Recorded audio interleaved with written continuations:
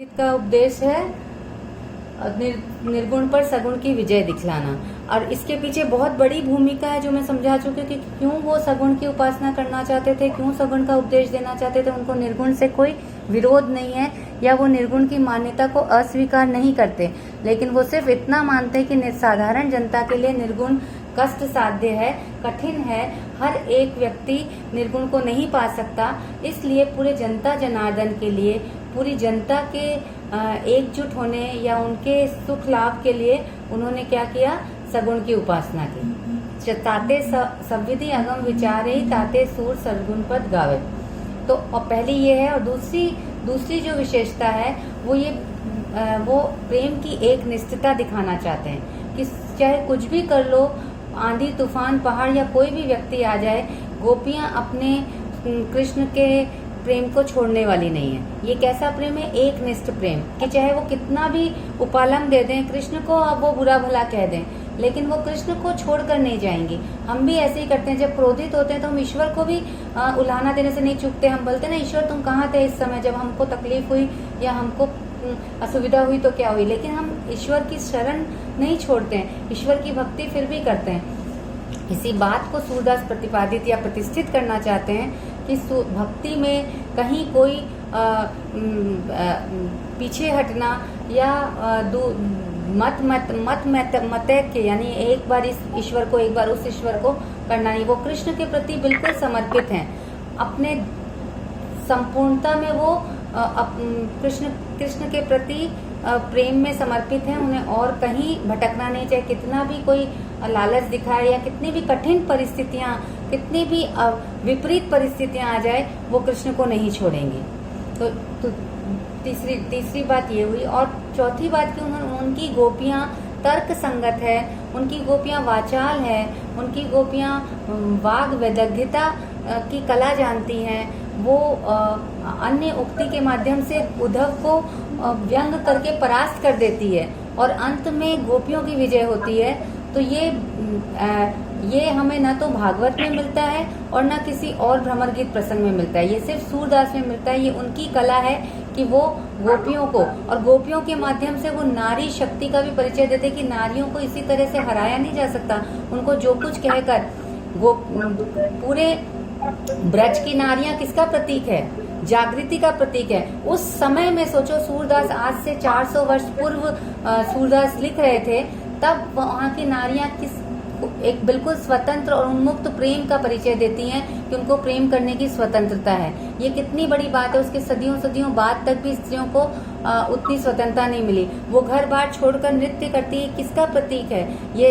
इसको हम नहीं तो बहुत भद्दा प्रेम ले सकते हैं कि एक व्यक्ति के पीछे इतनी नारियां प्रेम में पड़ी है, लेकिन जब हम इसको सांकेतिक प्रतीक के माध्यम से समझते हैं तो समझ में आता है कि एक जीवात्मा ईश्वर को प्रेम कर रही है। लेकिन उनके समाज में नारियों पर इतनी पाबंदियां थी, नारियों पर इतने अत्याचार होते थे। सूर ने उसका भी विरोध इस प्रतीक के माध्यम से किया कि नारी को अपनी स्वतंत्रता है, वो अपना प्रेमी चुन सकती है, वो अपने बताए रास्ते पर चल सकती है ना। ब्रज की गोपियां किसी के अधिकार में नहीं रहती, उन्हें जो अच्छा लगता है वो करती है। अब इतनी बातें हैं जो सूर के भ्रमर गीत को विशिष्ट बनाती हैं, जो और भ्रमर गीतों में नहीं है। अब समझ में आया? सबको अच्छा। अब पहला लाइन है, पहला लाइन जो है, भ्रमर रस लोलुप एवं प्रेम प्रवंचक रसिक का प्रतीक है मैम, ये लाइन भी। हाँ, मैंने उस दिन बहुत अच्छे से ये समझाया था, तुमने ध्यान नहीं दिया होगा कि रस ये उस व्यक्ति का प्रतीक है जो रस पान करके किसी दूसरे के पास चला जाता है। जैसे भ्रमर है, वो फूलों का रस पान करता है, मतलब रस लोलुप है, रस पर आकर्षित होता है। वो माने रस यानी रूप पर आकर्षित होता है। और प्रेम प्रवंचक मतलब वो प्रेम में एक निष्ठ नहीं है, वो हर बार अपने प्रेम को बदलता है, यानी प्रेम में धोखा देता है। तो ऐसा रसिक जो बार हर दूसरी प्रेमिका के पास जाए, उस भ्रमर उसका प्रतीक है। किसका प्रतीक है? रस लोलुप यानी रूप पर जान देने वाला, और प्रेम में वंचक मतलब कि धोखा देने वाला, प्रेम से वंचित करने वाला, एक प्रेमिका से दूसरे प्रेमिका के पास जाने वाला, ऐसे पुरुष का प्रतीक है। यानी धोखेबाज, जो एकनिष्ठ नहीं है, जो समर्पित नहीं है, ऐसे पुरुष का प्रतीक है। इसलिए वो उसको उल्लामना देती है कि तुम सब पुरुष कैसे हो कि तुम भूल जाते हो प्रेम को। कहीं कहीं वो कृष्ण को भी उल्लाहना देती है, लेकिन उद्धव को भ्रमर का प्रतीक मानती है। भ्रमर भी भ्रमर, और उसमें क्या समानता है? भ्रमर भी एक फूल से दूसरे फूल तक जाता है, रसपान करके उड़ जाता है। उसी तरह जो प्रेम प्रवंचक पुरुष होते हैं वो सिर्फ स्त्रियों से प्रेम का ढोंग करते हैं, स्वांग करते हैं और उनके रूप रस का पान करके उन्हें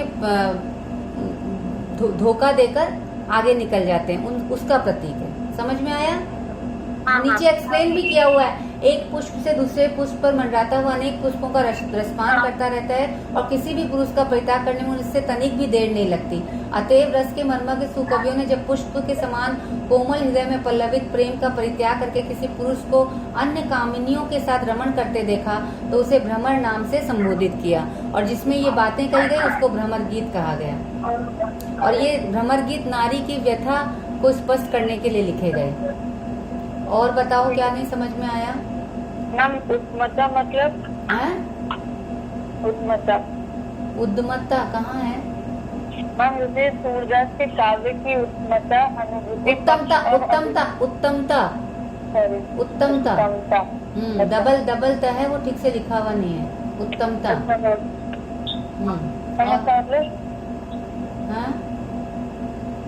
काव्य की है?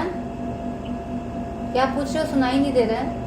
मैम इसका मतलब उत्तमता मतलब श्रेष्ठता। उत्तम जानते हो ना? उत्तम मतलब बेस्ट। तो सूरदास के काव्य की उत्तमता अनुभूति पक्ष और अभिव्यक्ति पक्ष दोनों पक्षों में प्रशंसनीय है, श्लाघनीय है।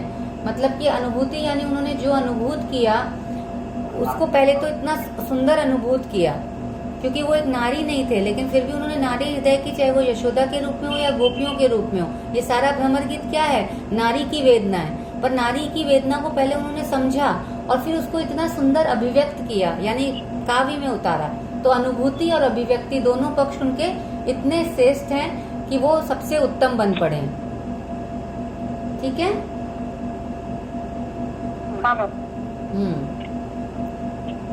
और पूछो, कहीं प्रॉब्लम है तो? हाँ बोलो।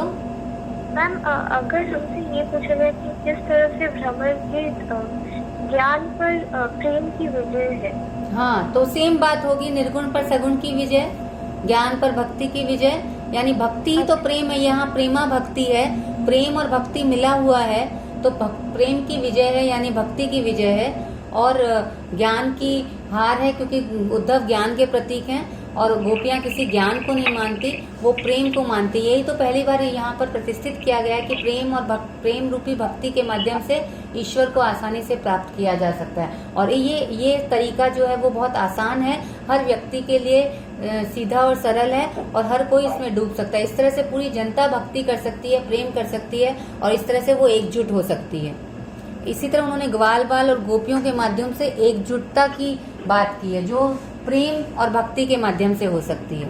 बार बार जिसने भी एकता की बात की वो कहीं ना कहीं प्रेम के माध्यम से, चाहे वो गांधी हो या कोई हो, सबने क्या भाईचारा और प्रेम के माध्यम से ही जोड़ने की कोशिश की। ये शाश्वत सत्य है कि प्रेम और भक्ति में लोग जुड़ते हैं, विरोध कम हो जाता है, वैमनस्य कम हो जाता है, लड़ाई झगड़े कम हो जाते हैं। ठीक है? पर ज्ञान की जहाँ बात आती है वहाँ उतना ही तर्क होता है, उतने ही विरोध होते हैं। जिसको भी ज्ञान होता है वो एक दूसरे से विरोधी बन जाता है। ये शाश्वत बात है। इसीलिए सूरदास जी, उन्हें ज्ञान से विरोध नहीं है, इसलिए उन्होंने ज्ञान पर भक्ति की विजय दिखाई कि उन्हें ये भेद मिटाने थे समाज में और सबको एकजुट करना था। ठीक है? और बता, पूछो।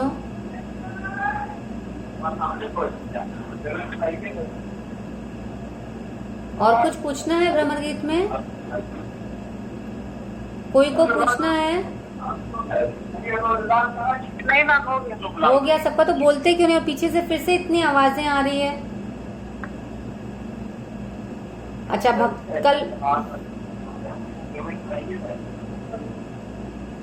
कल भक्ति मैंने थोड़ा छोड़ दिया था, जितना पढ़ाया था उतना समझ में आया? उतना समझ में आया? सूर का वास। अच्छा ठीक है, निकालती हूँ, एक बार भक्ति निकालो।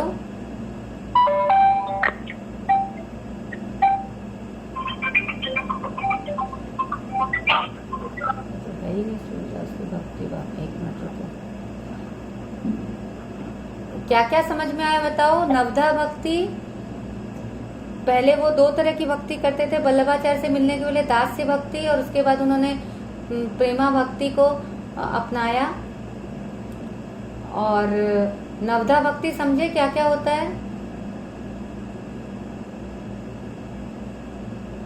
कोई जवाब नहीं दे रहा है।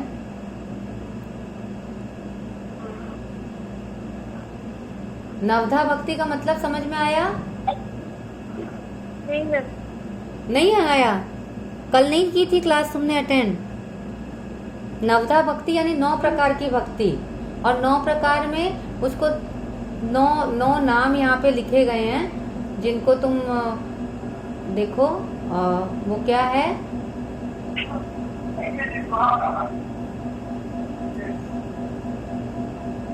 श्रवण, कीर्तन, स्मरण, पाद सेवन, वर्चन, अर्चना,